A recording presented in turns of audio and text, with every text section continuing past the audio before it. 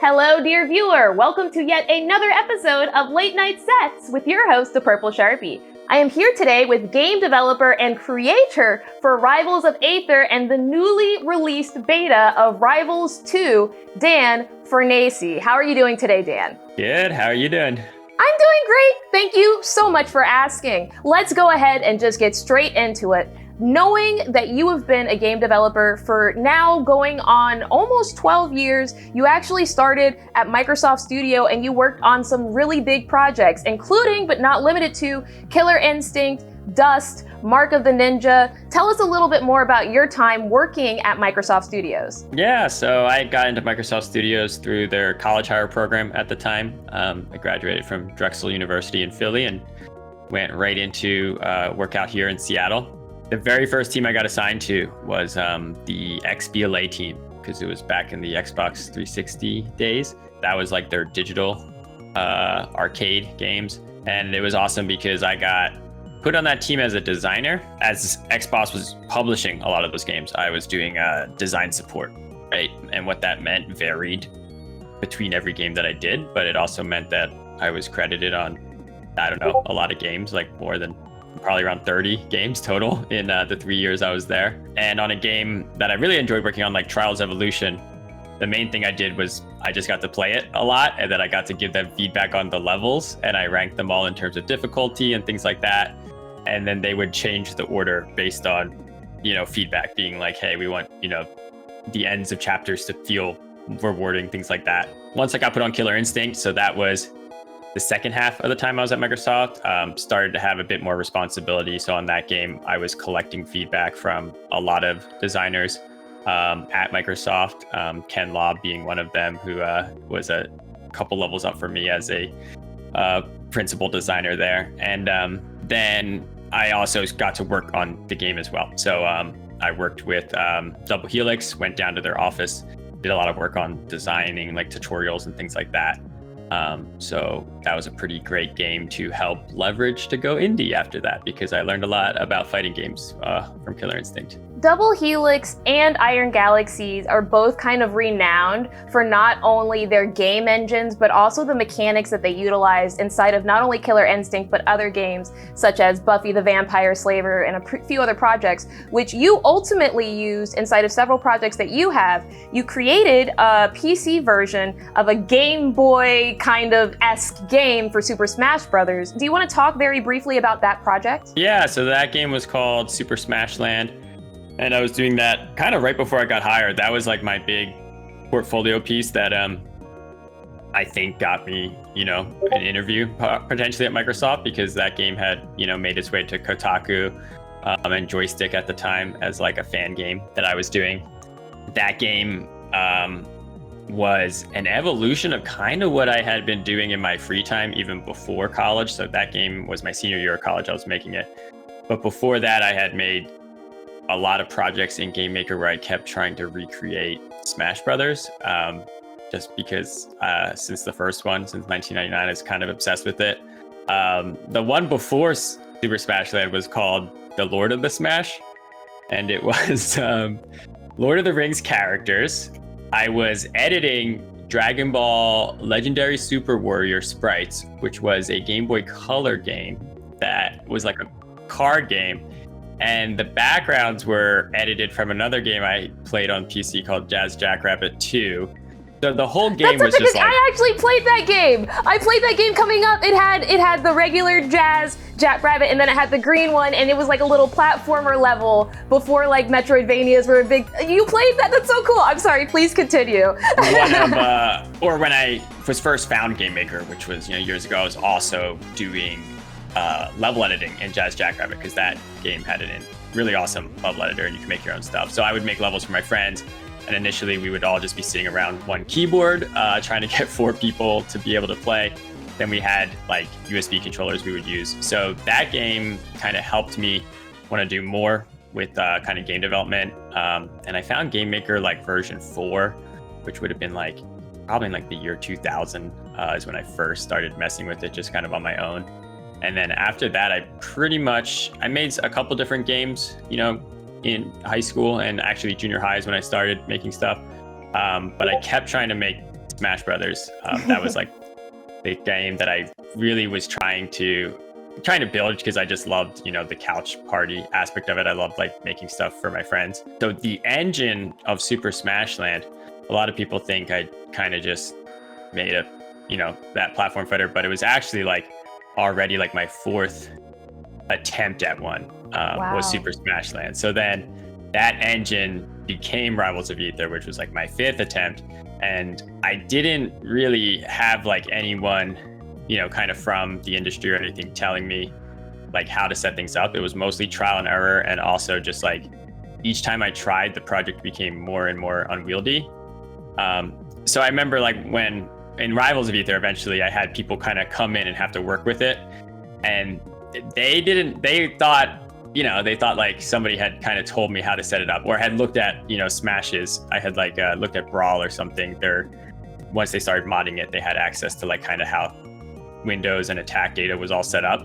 And I was like, no, eventually I had to do it this way because there was like no way to sustain it. So that is how the Rivals engine came to be, is just through a lot of iteration, basically. That's really, really interesting. I want to touch base on something that you said earlier inside of that question, specifically that obviously a lot of games have influenced your development and understanding of games at its core. I actually want to talk about a project that you worked on from 2011 to 2013, Elementals. Or I should say Elementimals, which was actually based off of a game from Final Fantasy VIII called Triple Triad, which was originally inspired by Magic the Gathering. It's a 3x3 card-based game that kind of infuses the general understanding of like tic-tac-toe, which once again, Triple Triad utilized, but it adds a certain flavor of it by adding elemental twists on it. It has a very low iteration time, and it's still currently available on a website that you actually host.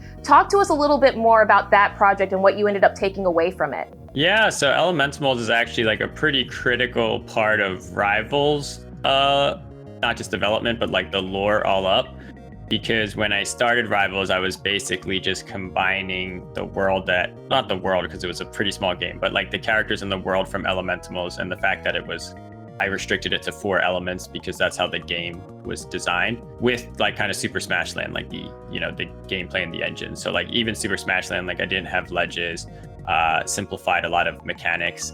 So Rivals was kind of like that, but building on it, almost like a sequel to Super Smash Land. But Elementimals ended up becoming an even bigger deal because it went full circle. So that inspired Rivals. But then back in 2019, we worked with the team Taco Boy Studios to have them make a spin-off for us called Creatures of Aether. And that game, we ran it with live updates going from 2020 to the end of 2021. So a little over a year, we ran it. And that was like an evolution of Elementimals. So it's called Creatures of Aether. It was for mobile. You can get it on Steam. So that game is also still available, but we just haven't updated it since the end of 2021. That game took the Triple Triad formula and went even further. So we like upped it to a 4x4 board, and we added like heroes basically. So like all the characters from Rivals are like these hero cards, and a lot of inspiration from Hearthstone as well.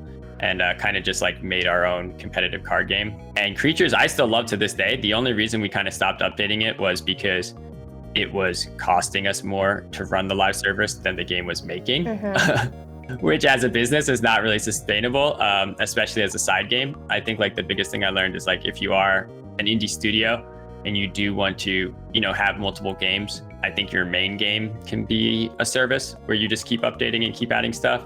But any side projects, you should definitely be thinking they are release and that's it, just patches, maybe a couple updates, a couple DLC.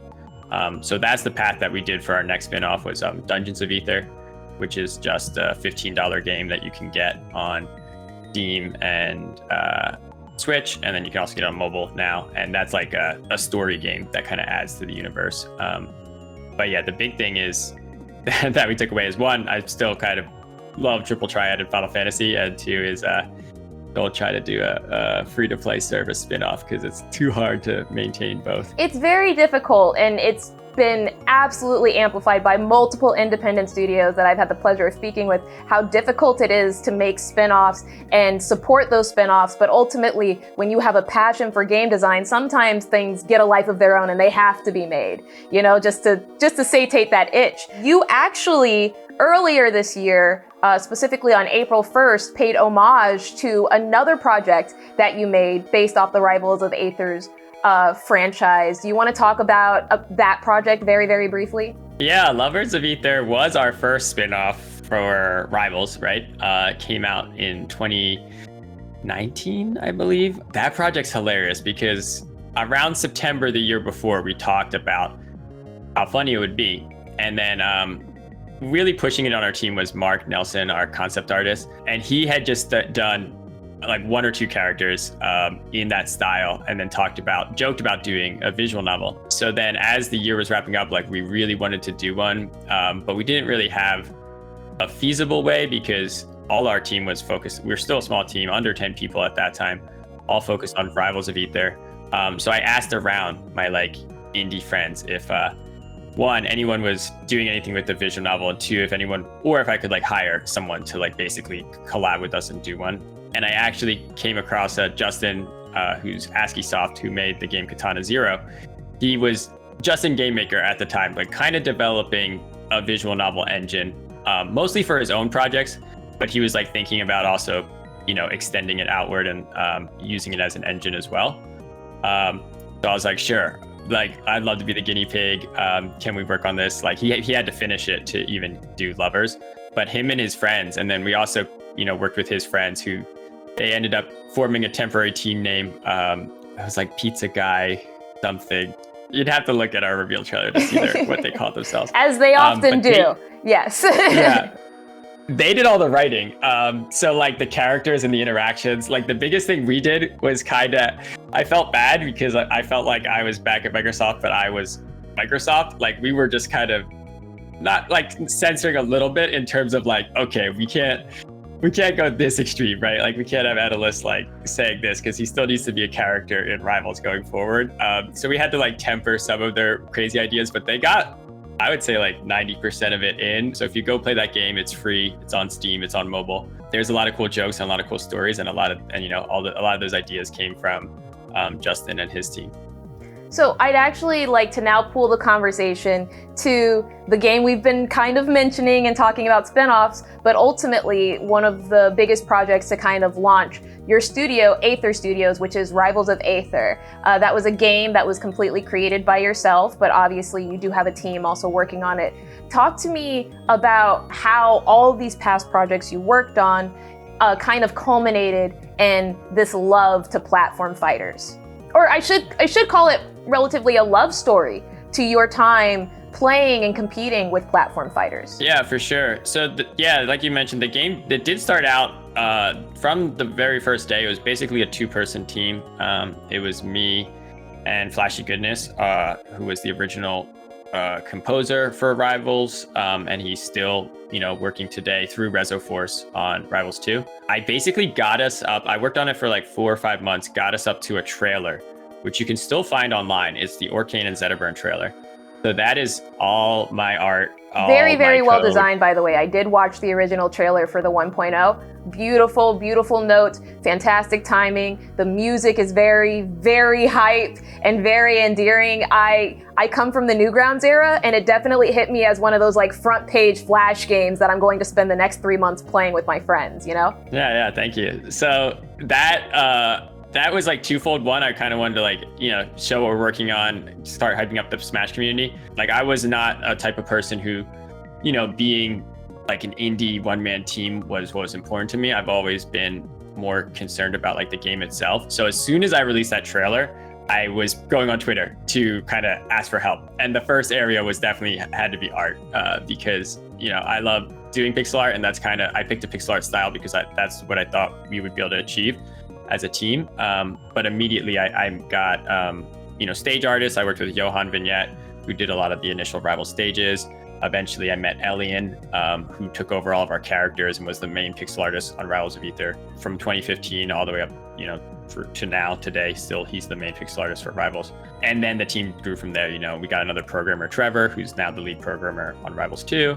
We got a community manager, George Rogers, who I went to school with and basically, convinced him to leave his job and come in the game industry, which is a little terrifying. So yeah, pretty quickly I expanded, but that initial goal of kind of getting the project started and getting it out, I was kind of able to do it by myself. And like you said, kind of through the experience of making games and working in Game Maker. These are the purest, really.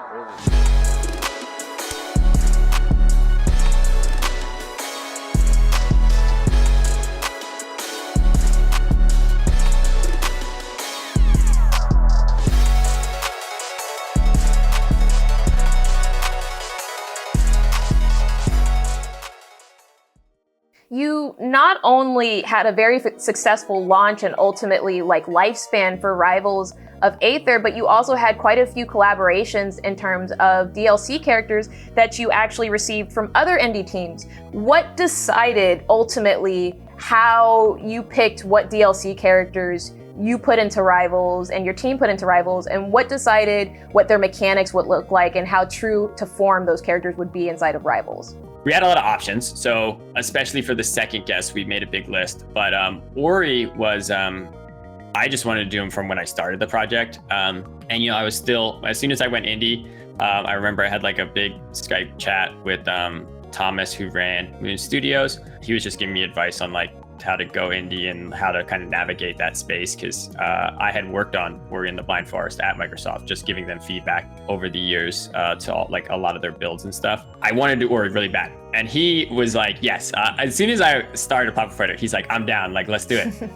But Ori, the character, is owned by Microsoft, so it was a process to get that as a guest character. But because I had worked at Microsoft, I was able to kind of contact old team members, and we were able to get Ori into the game, which I think was awesome. We even got to reveal Ori at E3 on the show floor at Microsoft's stage. This is something that, I kind of always remember as being super hype. And then in terms of how after Ori, how did we land on Shovel Knight and how did we compare the guests? Gameplay was a big part of it, but honestly, the biggest thing was at that point, we had gone to events. So we had been to PAX, we had been to, like I said, E3. We had brought the game to a lot of stuff. It started to come down to relationships. I was at a lot of the same events as Yacht Club Games, and we would always talk, and they would jokingly be like, hey, Shovel Knight's going to be your other guest, right? Because once Ori was revealed, we had said we're doing another guest. And eventually I was like, obviously all our fans wanted Shovel Knight. We tried different ideas in our head of what we want the moveset to be. But once we got it down to collecting gems and buying upgrades, that was really exciting for us. So then that's when we pushed forward with Shovel Knight. I just want to congratulate you, not only yourself, but also Rival Studios as a whole, for the amount of indie support that you give, not only in terms of the fighting game space, but also just in general. That's something that we've seen very frequently with other indie teams. Most notably, I come from the Skullgirls community. I saw a lot with Lab Zero and Future Club devs, and I just want to say it's absolutely commendable the way that independent teams, especially inside of the game space, all kind of stick together and work together to make things possible for their specific and communities. But I do want to go ahead and get started with the juiciest question of all time, Rivals of Aether 2. You actually kickstarted it. The original goal for the Kickstarter was $200,000, which in and of itself is a relatively low amount of money for a project of the scale that you were attempting to do. You actually ended up raising over $1 million. I believe it's a couple of $100,000 over that. Talk to me about the decision to kickstart this project as opposed to going to publishers. Rivals of Aether, we found success kind of through our competitive scene, right? And building it up. And we definitely got a lot of fans. I think everyone in the Smash community knew us, but it wasn't until around 2019 when we added Steam Workshop that we kind of were able to get more financial legs off of Rivals. I think that really extended the lifespan of the game, but also got a lot of new faces. And it really became that Steam was our, our main platform. Before, it was always our main platform. We had on Xbox, even the game actually isn't even up to date with Demon Switch because of what ended up happening with our netcode. We overhauled it from our previous, and we're not able to get it working on Xbox. So Steam, kind of was our forefront, but especially with Workshop. But the success, from Steam Workshop enabled us to kind of expand the team. Especially in 2020, we had a really great year in that we put out the definitive edition. So that made the game go from 15 to 30 on Steam. We also launched it on Switch that year. So with that funds, we kind of immediately said, okay, we have a shot to kind of challenge Smash, which, is basically impossible as a team, but we wanted to do it anyway. So we decided to start spinning up a team, and we knew like 3D obviously was going to be bigger, more expensive, but it still started really small. It actually started just Trevor. We had a 3D modeler, Mafu, on our team, and a tech artist, Corey. At the end of 2020 to April 2021, it was really those three. And then we started expanding the team from there. One of the reasons we were thinking Kickstarter is the team got up around 25, I think close to 30 people at our biggest. Now we're back down between 20 and 25. But that's a lot more expensive than what Rivals was to run a team that large, even remote. It's a lot. So we started pitching, right? We started going, hey, maybe we can get an investor, maybe we can get a publisher. That would help us kind of make the game that we want to make if we want to compete against Smash, especially in a 3D game. We pitched for 2.5 years to all kinds, anyone who would listen. We had like some, interest, but never really ones that would fit, what we want to do with our game. So we ended up kind of falling into Kickstarter because that was kind of the only avenue left, especially because as good as Rivals did in 2020, it launched in 2015. So it's not bad or anything, but it's making less money, but the team size was increasing. We kickstarted it for $200K, not because, that's how much the game costs to make, but that's because we were adding on to what Rivals makes, right? And we thought, 200K was like kind of the bare minimum, but we actually, if you looked at our stretch goals, we're saying, okay, well, at $1 million, we can get these many characters. And then at 2 million, we can add these features like ranked and other things. I think we went up to 3 million. We were like, hey, we could get a single player at launch because, we had people working on single player, and we were looking at hiring more because that's what it was going to take. Yeah. Because we didn't hit that, we basically said, okay, story mode, we're going to pause it. We're going to make sure that we get the game out. And then, if we're successful, that's when we'll, redevote resources back to something like that. So yeah, that's why we set the goal low, but we also knew like, it's not up to the community to make this whole game, but we were hoping, going to the community to say like, we really need funds to get this out.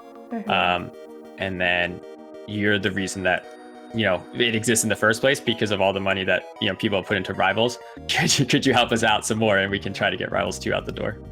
Well, the community definitely showed up and showed out. I actually checked the Kickstarter. There was one tier, I believe, for something around the market of $10,000, I believe, and someone actually backed that. And their reward is having a dinner with you later this year in November of 2024. Once again, I want to congratulate your team for not only that Kickstarter amount, not only being amazing to other indies, but you all are actually on track for a late 2024 release, which, congratulations, knock on wood, very, very difficult for especially independent game developers to implement there. Can you talk to us about how you've kind of navigated the roadmap for the release here and how you've kind of helped with your transparency in terms of community expectations and public expectations for the release schedule? Yeah, I think one of the biggest things that I was even saying during the Kickstarter is that we want to have these betas, obviously to get people in and playing because they paid for access, and that's really exciting, right? Like, hey, if you back the game,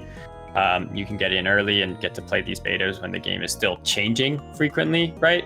Like, we think once the game's out, like, we don't expect to be doing, as often balance updates as something like a beta would have. But the other thing I really wanted is the people to see where we're at. Like, let's say, knock on wood, don't want to happen, but let's say we did get delayed out of 2024 for whatever reason. The goal is that everyone who backed on Kickstarter would know why, right? Because if we're doing these betas once a month and we put on our roadmap what we're going to hit, feature wise, if like something in the June beta, for example, doesn't work, and then we do it again in July and it doesn't work again, then our fans would know like, hey, like the game's playing great, like don't worry, for it to count as a launcher, for us to have success, they need something like this to work. So that's a big thing for us, is just for people to be able to see it. And then the other thing that helps too is we have a lot of stuff we could do on the back end. There's a lot of features we'd love to make, a lot of stuff that we'd love to do for launch, but kind of laying out these monthly updates, that roadmap that you mentioned, it kind of forces our hand to be like, okay, well, these have to get done each month. If it does slip, our fans will know. But internal deadlines have been good in that, we kind of have a game that's fun to play that we started in 2020, but now as we get closer, these external deadlines are very helpful to kind of, really force us to get serious about releasing stuff.